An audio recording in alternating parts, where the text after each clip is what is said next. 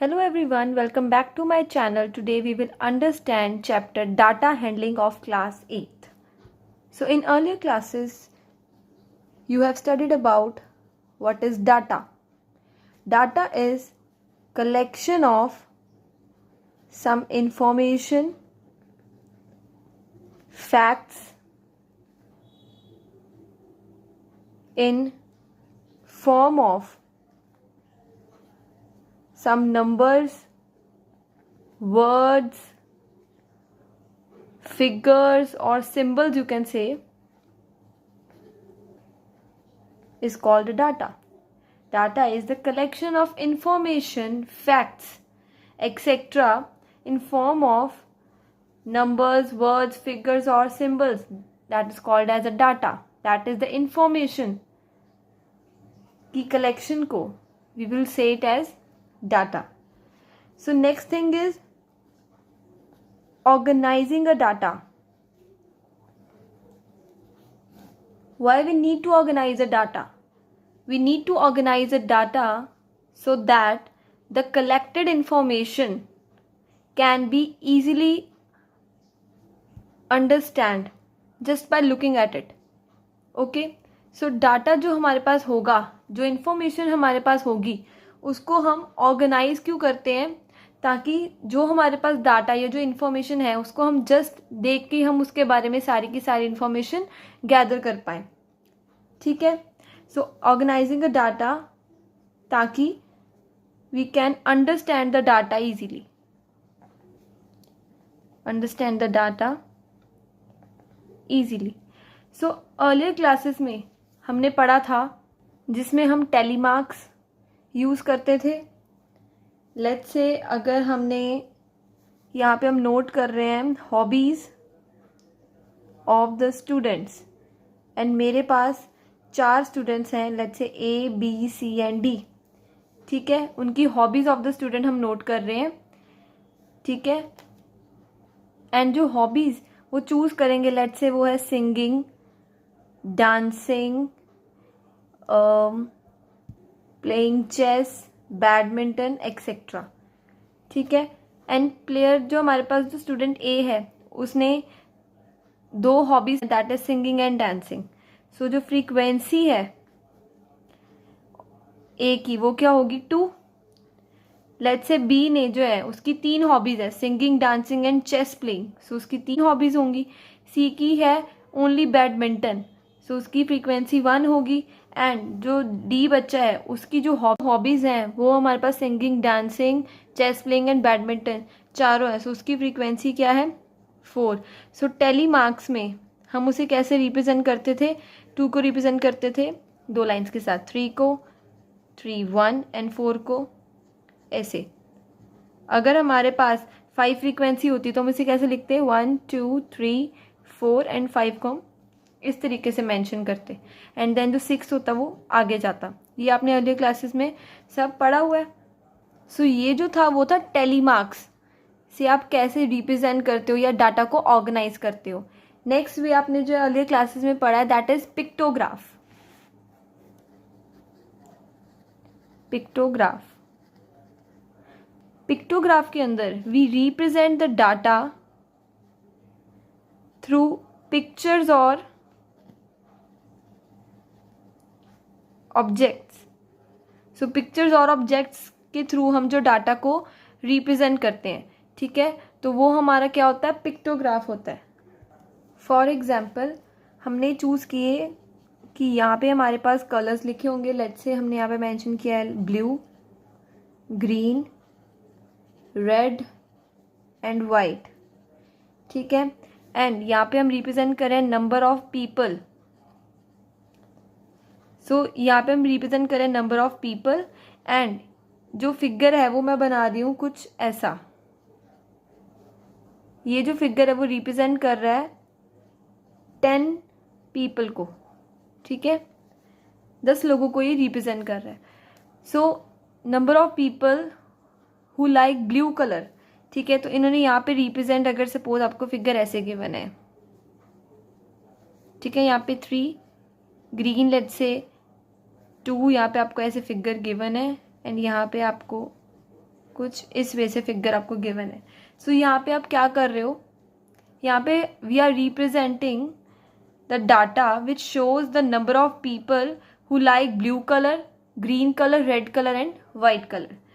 Since one figure of this shape represents 10 people, okay, so if I'll ask the number of people who like blue color, that will be, so since we have 3 figures, okay, and each represents 10 people, so total number of people that like blue color is 30. 10 plus 10 plus 10 is 30. So similarly, the number of people that like green color is 20. Number of people that like red color is 1. The number of people that like white color is 40. So this is a pictograph in which the data is represented through pictures or objects. So the next way to represent the data is bar graph. Bar graph. So in bar graph, we use the bars of same width and with equal spacing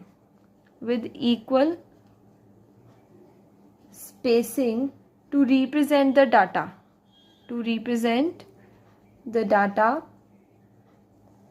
where the length of bar will give the frequency.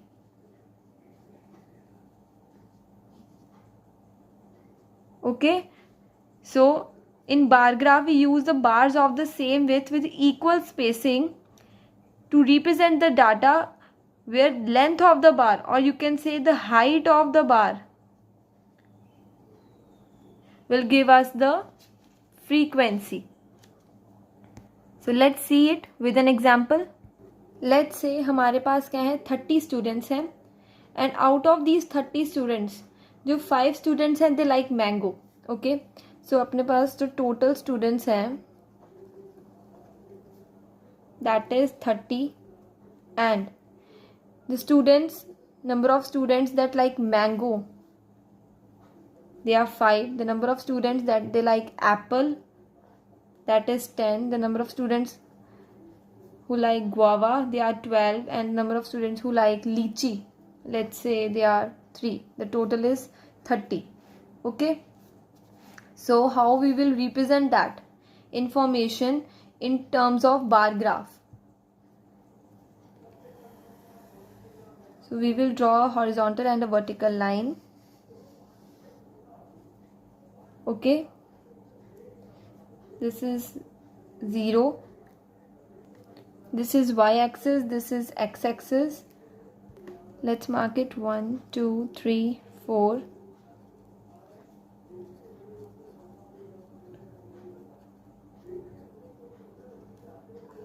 Let's say 12 is here. Okay, and let's mark here as well mango. Then we have apple,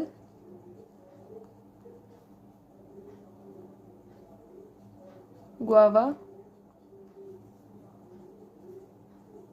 then last is lychee.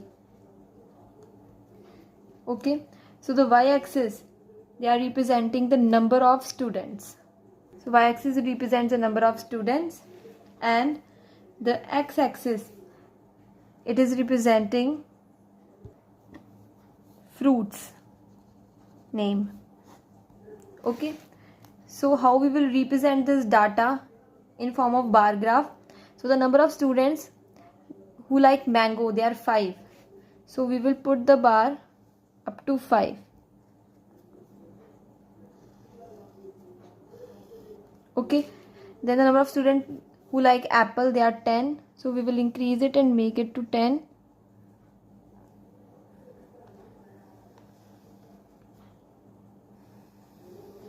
I'm drawing it roughly, but you have to draw that with the help of a scale. Okay, so the number of students who like guava, they are 12. That is something here. And the number of students who like lychee, they are 3. So here is 3. So this is how you have to represent a data in form of a bar graph. So these are bars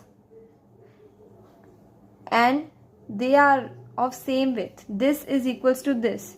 So this is similar to this, is similar to this. So the spacing, this width is similar.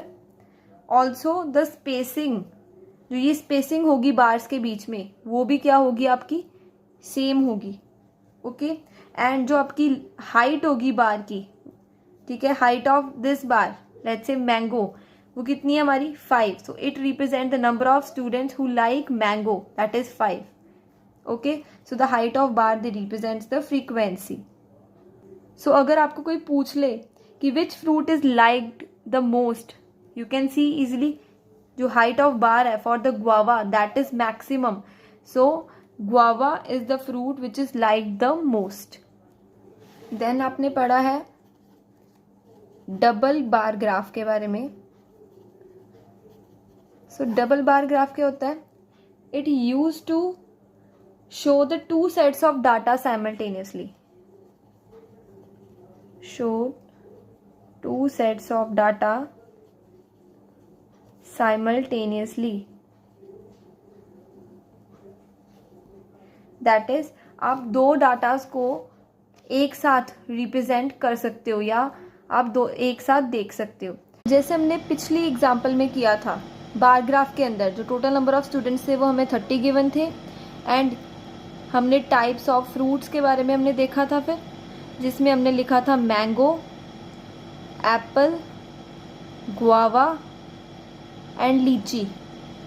Okay, so let's say हमें given होता कि let's say class 8 के students जो होंगे, the number of students of class 8 who like mango they are 5, number of students of class 8 who like apple they are 10, कि guava 12 and then lychee is 3. Okay, and class 9th के students आपको given होते हैं, the number of students of class 9th who like mango they are 7, apple they are 15, guava they are 3 and lychee they are 5. So the total is here, total is 30 here, again total is 30. Number of students, let's say in both class 8 and class 9 they are 30.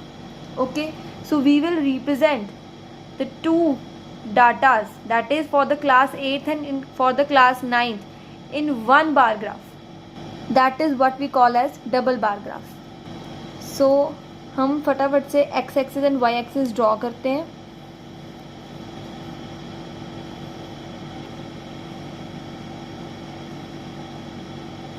ठीक है, and हम x axis draw करते हैं and let's say जो हमारे पास Y axis है, सो जो 1 unit है वो रिप्रेजेंट कर रहा है 1 स्टूडेंट को. सो वहाँ पे हमने मेंशन किया 1 2 3 4 5 6 सो ऑन. हम इसे मेंशन करेंगे 15 तक, क्योंकि हमारे पास यहाँ पे 15 आ रहा है. ओके, मैक्सिमम 15 आ रहा है हमारे पास जो गिवन इन्फॉर्मेशन है उसमें. एंड हमने वाई एक्सिस को इक्वल रिप्रेजेंट किया है एंड हम एक्स एक्सिस को भी इक्वल स्पेसिंग के साथ रिप्रेजेंट करेंगे.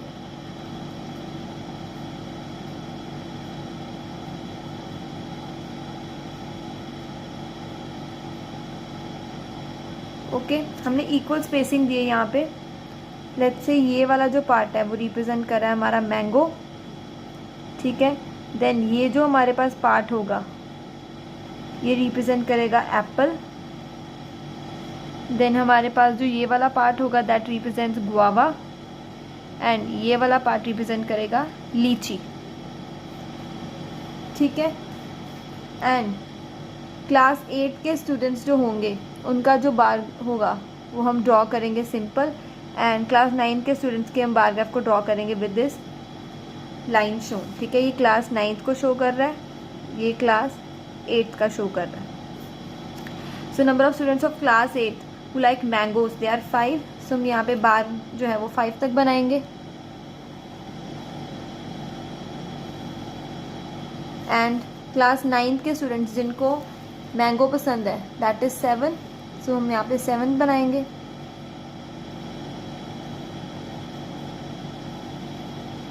एंड सिंस ये क्लास 9 का है सो हम इसे इस वे से रिप्रेजेंट करेंगे। देन हमारे पास जो नंबर ऑफ स्टूडेंट्स हैं who like Apple for class 8 वो है हमारे पास 10, सो हम यहाँ पे 10 तक बनाएंगे।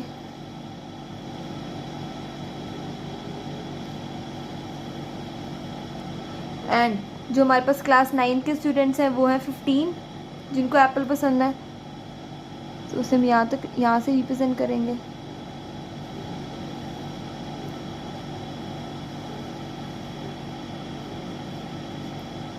सो अगेन हम इसे लाइन से रिप्रेजेंट कर रहे हैं। Then number of students who like guava for class 8 वो 12 है एंड 3 है फॉर क्लास 9, सो 12 तक ड्रॉ करेंगे हम।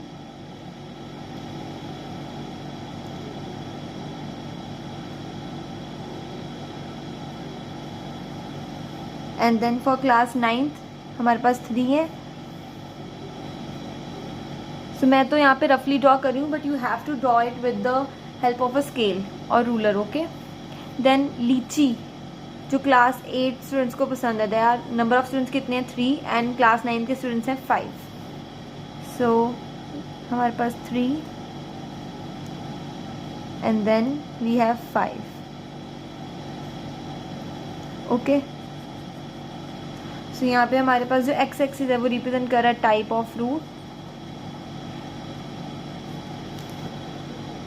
एंड वाई एक्सिस जो है वो हमारा रिप्रेजेंट कर रहा है नंबर ऑफ स्टूडेंट्स को, okay. So this is double bar graph. So on just looking on the bar graph हम देख सकते हैं कि क्लास 8 स्टूडेंट्स कितने हैं जिनको हमारे पास मैंगो पसंद है, that is 5 and class 9 students कितने हैं जिनको मैंगो पसंद है, दैट इज़ 7, ठीक है। सो अगर आपको पूछे the demand of which fruit is most by the students, then आप क्या बोलोगे, that is for class 9 it is apple and for class 8 हमारे पास जो डिमांड है फ्रूट की, ठीक है, that is maximum which is guava, okay. So on just looking at the double bar graph, so आप दो इन डाटास को साइमल्टेनियसली आप रीड कर सकते हो, ठीक है। सो जो नेक्स्ट वे है to represent data that is pie chart और सर्कल ग्राफ, पाई चार्ट और circle graph. So here we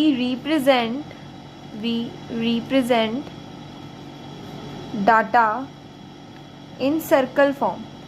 circle form के अंदर हम जो डाटा है उसे हम रिप्रेजेंट करते हैं। तो ये जो सर्कल ग्राफ है या पाई चार्ट है ये क्या करता है, ये रिप्रेजेंट करता है रिलेशनशिप और it shows the relation between the whole and its parts. तो इसे हम एग्जाम्पल के साथ भी समझेंगे। एंड जो हमारे पास जो सर्कल हमारे पास होगा डाटा, क्योंकि डाटा सर्कल फॉर्म में होगा, एंड जो हमारे पास जो डाटा होगा इन सर्कुलर फॉर्म वो डिवाइड होगा, ठीक है, that is divided into different sectors, that is divided into different sectors.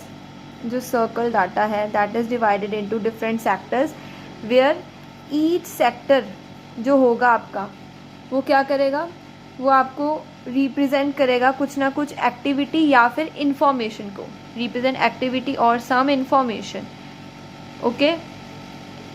सो अगर मैं आपको एक डाटा ड्रॉ करूं, for example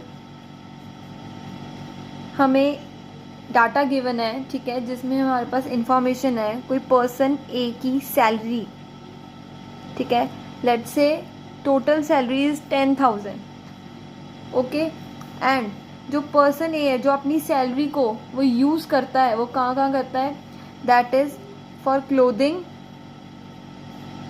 he uses 1,000 rupees, for savings let's say he saves 3,000 rupees out of 10,000. Then for house rent, let's say he spends 3,000 again. For food he spends 2,000, and for the entertainment he spends 1,000 rupees. So the total is 10,000 rupees, okay. So we will represent this information in form of a pie chart. So we will draw a circle. Here is the center point, and it is given that person A has a salary of rupees 10,000 and he spent his salary on clothing, that is rupees 1,000, and he saved the money, that is he saved 3,000 rupees out of 10,000. He paid for house rent is 3,000, for food he spent 2,000, for entertainment he spent 1,000. Okay, so we need to give regions or sectors according to these values. So सबसे कम value हमारे पास है 1000. सो इनका जो reason होगा छोटा ही होगा. ठीक है, सो यू कैन ड्रॉ. आप 1000 के लिए 2 ड्रॉ कर सकते हो. ओके, एंड लेट्स से इसे मैं मार्क कर रही हूँ क्लोथिंग, एंड इसे हम मार्क कर रहे हैं फॉर एंटरटेनमेंट. ओके, देन उसके next larger value that is 2000, and वो पर्सन इन्हें कहाँ स्पेंड किया फॉर फूड. सो वो क्या होगा, वो ज़्यादा होगा 1000 से. सो लेट्स से this much he spend on food. And now हमारे पास नेक्स्ट क्या रिमेनिंग है, savings and house rent, and ये दोनों क्या है 3000, एंड ये 2000 से ज़्यादा होगा. सो आप इसे रीजन में डिवाइड कर सकते हो. Let's say this much is for house rent and this is for savings. Okay, so this is the pie chart or circle graph, and this graph represents person A's salary and its expenditure on various things. अब जो pie chart है उनके भी different forms होते हैं. In this pie chart we can see that जो हर एक sector है वो क्या रिप्रेजेंट कर रहा है कि जो पर्सन ए है उसने अपनी सैलरी कहाँ स्पेंड की है. एंड ये जो पाई चार्ट है वो क्या शो कर रहा है, मनी दैट ही स्पेंड. ठीक है, ये रुपीज़ की फॉर्म में है.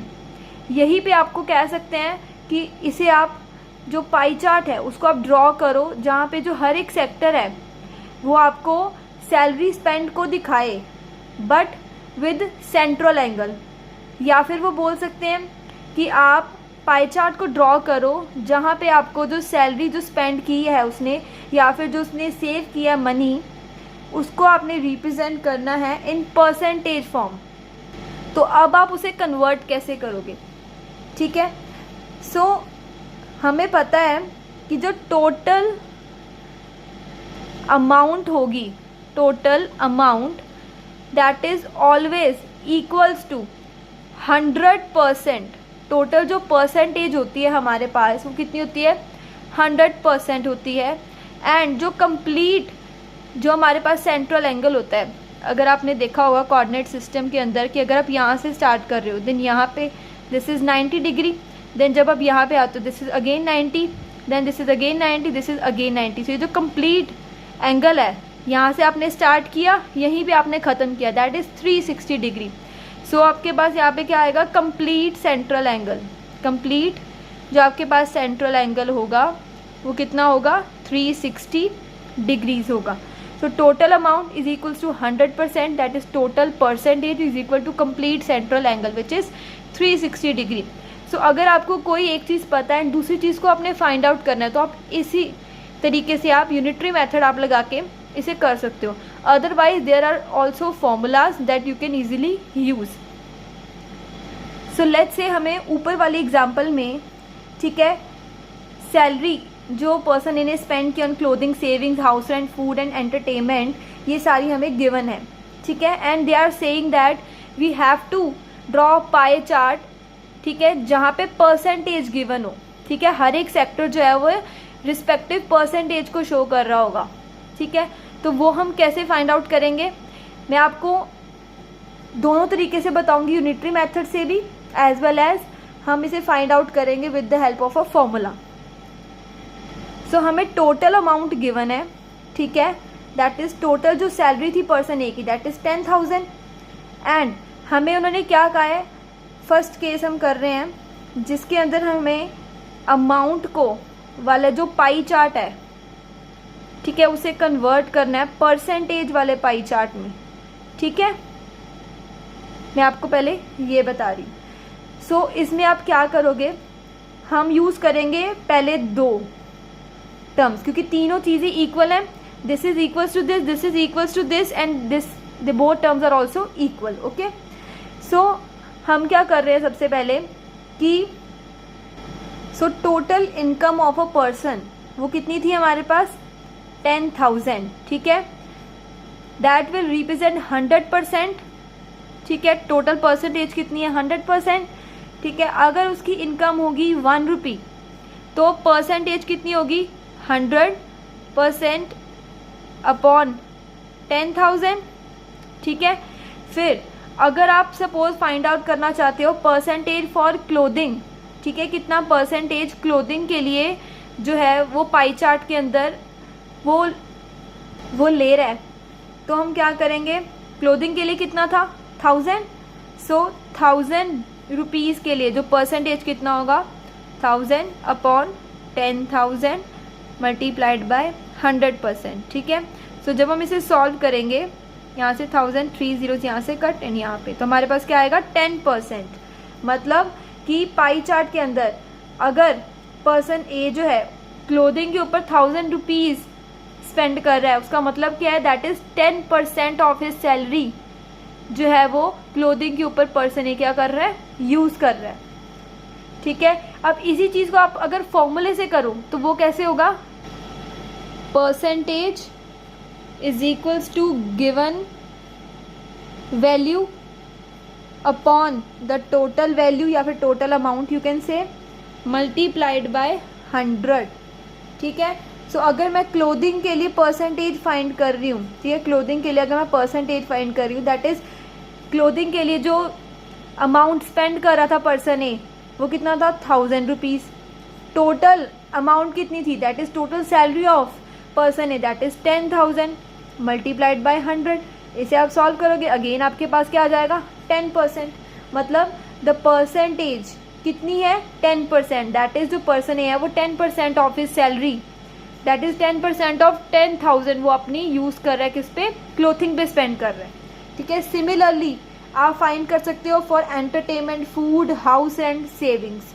ठीक है, और वो क्या आएगा, अब आप फॉर्मूले में इजीली डाल के यू कैन पुट इट। अगर आप फूड के लिए आप फाइंड आउट कर रहे हो तो फूड के लिए उसने स्पेंड कितना किया, 2000 अपॉन हमारे पास टोटल सैलरी 10,000 मल्टीप्लाइड बाय 100। तो सॉल्व करेंगे तो कितना आ जाएगा हमारे पास, 20%। सिमिलरली फिर अगर आप सेविंग्स के लिए जो परसेंटेज हो रही है वो कितनी होगी, सेविंग्स के लिए 3000 था upon total salary 10,000 multiply bye 100, यहाँ पे आपका 30% आ जाएगा। अगेन फिर आप एंटरटेनमेंट के लिए निकाल सकते हो, एंटरटेनमेंट के लिए जो परसेंटेज होगी use, that is 1000 upon 10,000 multiplied by 100, again it comes out to be 10%। So entertainment के लिए निकाला, सेविंग्स के लिए, फूड के लिए, क्लोथिंग के लिए, and last is house rent. House rent के लिए भी परसेंटेज फाइंड करनी है, तो वो कितनी थी, 3000 upon 10,000 multiplied by 100, again it comes out to be 30%। ठीक है, सो टोटल अब सैलरी क्या हो जाएगी, 30 प्लस 30 60 70 80 90 एंड 10 100। मतलब टोटल जो पाई चार्ट है वो हमारे पास कैसे रिप्रेजेंट हो गया, परसेंटेज की फॉर्म में रिप्रेजेंट हो गया है। सो जो हमने पाई चार्ट ड्रॉ किया था यहाँ पे, वहाँ पे हमारे पास क्लोथिंग के लिए हमने यहाँ पे 1000 रिप्रेजेंट किया था, यहाँ पे 1000 से रिप्रेजेंट कर लो, या फिर आप 10% से रिप्रेजेंट कर लो कि दिस क्लोथिंग, जो ये वाला पोर्शन है, ये सेक्टर जो है वो 10% शो कर रहा है कि 10% of the salary of person A जो है उसने स्पेंड की है ऑन क्लोथिंग। ठीक है, एंड सेविंग्स के लिए 30%, हाउस रेंट के लिए अगेन 30%, फूड के लिए 20% एंड एंटरटेनमेंट के लिए 10%। ओके, सो ये तो था कि अगर हमें अमाउंट गिवन है तो हमने परसेंटेज फाइंड करनी है। ठीक है, वहीं पे अगर हमें परसेंटेज गिवन होती है, हमें टोटल अमाउंट फाइंड करना होता, तो वो भी आपका सेम होता फाइंड करना। जैसे हमने लिखा था total amount is equals to 100%। ठीक है, इसे उल्टा लिख सकते हैं, कंप्लीट परसेंटेज कितनी है 100% is equals to total amount. ठीक है, आपको सपोज यहाँ पे गिवन है कि टोटल जो सैलरी है पर्सन की वो 10,000 है एंड जो क्लोथिंग है उस पर जो पर्सन ने अपनी सैलरी यूज़ की है that is 10% of his salary उसने अपनी यूज़ की है। ठीक है, तो उन्होंने कहा है कि वे क्लोथिंग के ऊपर उसने टोटल कितने पैसे खर्च किए हैं। अगर आपको ये फाइंड करने को कहा है तो आप क्या करोगे, 100% is equals to total amount. Total amount आपको गिवन होगा 10,000 इज इक्वल्स टू 100%। 1% के लिए कितना होगा 10,000 डिवाइडेड बाय 100 एंड अगर आपको गिवन है कि 10% उसने क्लोथिंग के लिए खर्च की है so that will be equal to 10/100 multiplied by 10,000। So unitary method लगाया, सॉल्व करोगे आप इसे तो आपके पास आ जाएगा 1,000 रुपीज़। दैट इज़ क्लोथिंग के ऊपर जो मनी उसने स्पेंड किया पर्सन इन्हें दैट इज़ 1,000 रुपीज़। सो ठीक है, ये दोनों तरीके से ये प्रूफ हो सकता है एंड सिमिलरली आप बाकियों को भी प्रूफ कर सकते हो। नेक्स्ट, अगर मुझे टोटल अमाउंट जैसे मैंने पीछे बताया total amount is equals to 100% is equals to 360 degree complete central angle होता है। अगर मुझे टोटल अमाउंट गिवन है एंड मुझे सेंट्रल एंगल फाइंड करना है तो वो भी आप कैसे करोगे, बिल्कुल सिमिलर वे से फाइंड आउट करोगे। ठीक है, सो अगर मुझे जैसे क्लोथिंग के अंदर पीछे हमने देखा कि 1,000 रुपीज़ वो स्पेंड करता है एंड टोटल सैलरी कितनी है उसकी 10,000 रुपीज़। ओके, सो 10,000 रुपीज़ उसकी टोटल सैलरी है एंड तो जो कंप्लीट सेंट्रल एंगल होगा वो कितना होगा 360 डिग्री। जब उसकी 1 रुपी होगी सैलरी तब सेंट्रल एंगल कितना होगा 360 डिग्री अपॉन 10,000 एंड जब उसकी 1,000 जब वो स्पेंड कर देगा क्लोथिंग के अंदर, ठीक है, अपनी सैलरी, देन सेंट्रल एंगल कितना होगा 1,000 अपॉन 10,000 मल्टीप्लाई बाय 360 डिग्रीज। ठीक है, आप क्या करोगे इसे सॉल्व तो आपके पास क्या आया 36 डिग्री। दैट इज़ कि जो क्लोथिंग है अगर वो 10,000 में से 1,000 रुपीज़ वो अगर क्लोथिंग पे स्पेंड कर रहा है देन जो वहाँ पे जो सेंट्रल एंगल बनता होगा वो क्या बनता होगा 36 डिग्री बनता होगा। एंड अगर हम इसे फॉर्मूला से देखें तो वो भी बिल्कुल सेम होगा कि अगर हमें सेंट्रल एंगल फाइंड करना है, ठीक है, for the respective particular sector you can से, ठीक है, तो वो कितना होगा आपके पास कि given value upon total value multiply by 360 degree. वहाँ पे अगर हमें परसेंटेज फाइंड करनी थी हमने यहाँ पे वहाँ पे 100 से मल्टीप्लाई किया था। अगर हमें सेंट्रल एंगल फाइंड करना था हम 360 डिग्री से मल्टीप्लाई कर लेंगे। ठीक है, सो अगर क्लोथिंग के लिए फाइंड कर रहे हैं सबसे पहले तो गिवन वैल्यू थी हमारे पास 1,000, टोटल अमाउंट थी हमारे पास 10,000 मल्टीप्लाई बाय 360 डिग्री। सॉल्व करो 36 डिग्री आ जाएगा। एंड सिमिलरली आप बाकी सभी के लिए भी फाइंड आउट कर सकते हो। सिमिलरली जब आप फाइंड करोगे, ठीक है, तो आपके पास बाकी सारी वैल्यूज़ क्या आएंगी। अगर आप बात करो सेविंग्स के लिए तो सेविंग्स के लिए क्या था 3,000 उसने स्पेंड किए थे, टोटल है 10,000 multiply by 360 degree that comes out to be 108 degree. Similarly अगर आप हाउस रेंट के लिए सेंट्रल एंगल फाइंड करोगे, हाउस रेंट के लिए उसने पीछे 3,000 स्पेंड किए थे out of 10,000 multiplied by 360 degree again 108 degree. Okay, फिर उसने स्पेंड किए थे फूड के ऊपर that is 2,000 out of 10,000 multiplied by 360 degree, तो वो हमारे पास क्या आ जाएगा 72 डिग्री। एंड सिमिलरली एंटरटेनमेंट के लिए भी जो पर्सन है उसने कितना स्पेंड किया था 1,000 रुपीज़ स्पेंड किया था आउट ऑफ 10,000। तो फॉर्मूले में पुट करोगे यू विल गेट 36 डिग्री। सो आप सभी को ऐड करोगे तो आपके पास क्या आएगा 360 degree. 36 degree for clothing plus 36 degree for entertainment, 108 degree for savings, 108 degree for house rent, 72 degree for food. Add करो सभी को you will get 360 degree that is complete angle, central angle. Okay, so similarly अगर आपको percentage find out करनी है, ठीक है, and आपको सेंट्रल एंगल गिवन है तो आप क्या लिखोगे कि जो गिवन एंगल अपॉन हमारे पास जो total central angle multiplied by 100। ठीक है, जो चीज़ आपको गिवन होगी आप उसी हिसाब से फॉर्मूला चेंज करोगे।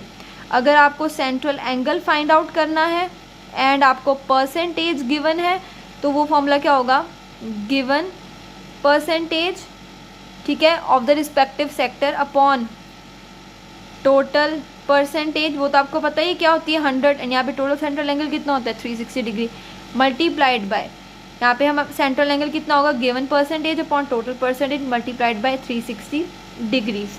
तो इस तरीके से आप फॉर्मूलाज को चेंज करके अगर आपको एक चीज़ गिवन है तो आप दूसरी चीज़ फाइंड आउट कर सकते हो।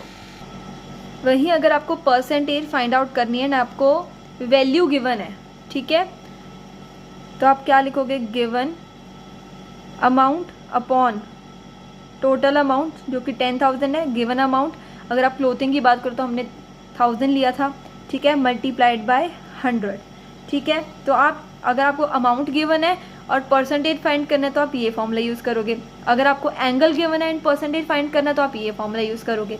सिमिलरली सेंट्रल एंगल अगर आपने फाइंड करना है, अगर आपको परसेंटेज गिवन है तो आप ऐसे फाइंड करोगे। वहीं पे अगर आपको अमाउंट गिवन है, ठीक है, तो आप यूज़ करोगे given amount upon total amount multiplied by 360 degrees, ठीक है। एंड अगर आपको अमाउंट फाइंड करनी है, ठीक है, अगर आपको अमाउंट फाइंड करनी है एंड आपको सेंट्रल एंगल एट से गिवन है, ठीक है, सो वो कैसे होगा given angle upon total central angle which is 360 degrees multiplied by आपकी टोटल वैल्यू, टोटल हमारे पास अमाउंट कितनी है 10,000, ठीक है। एंड वही अगर आपको एंगल नहीं गिवन, आपको परसेंटेज गिवन है, तो वो आप कैसे करोगे given percentage upon total percentage, वो तो आपको पता है 100% होती है, ठीक है, multiplied by total amount that is 10,000, ठीक है। वहाँ पे 10,000 टोटल अमाउंट गिवन थी तभी मैंने यहाँ पे 10,000 लिखा है, अदरवाइज यहाँ पे क्या आएगा total amount. Total amount change हो सकती है बट परसेंटेज हमेशा 100% रहेगी, एंड जो सेंट्रल एंगल है हमेशा वो कितना रहेगा complete central angle that is always 360 degrees. तो इस लेक्चर में हमने पढ़ा डाटा क्या होता है, डाटा को ऑर्गेनाइज कैसे करने हैं, ठीक है, एंड डिफरेंट टाइप्स ऑफ हमने डाटास के बारे में पढ़ा, हमने पिक्टोग्राफ के बारे में पढ़ा, हमने टेलीमार्क्स फ्रीक्वेंसी डाटा के बारे में पढ़ा, हमने bar graph double bar graph के बारे में पढ़ा एंड पाई चार्ट के बारे में पढ़ा। नेक्स्ट वीडियो के अंदर हम प्रोबेबिलिटी के बारे में पढ़ेंगे। So if you like this video don't forget to like share and subscribe. Thanks for watching.